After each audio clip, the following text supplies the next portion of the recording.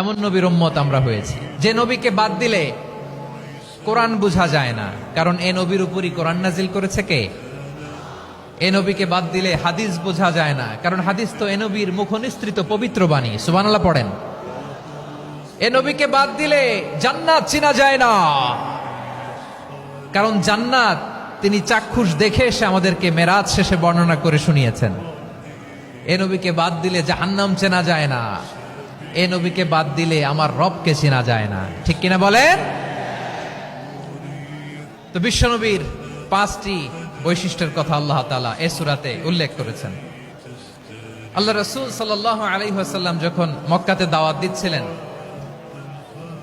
মক্কার কুরাইশরা নানাভাবে বিষ্ণু ঈসা ইসলামকে কষ্ট দিচ্ছিল, নানাভাবে ট্যাগিং করছিল, মিথ্যা অপবাদ দিচ্ছিল। কখনো কখনো তারা বিশ্বনবীকে বলছিল মিথ্যাবাদী, কাযযাব।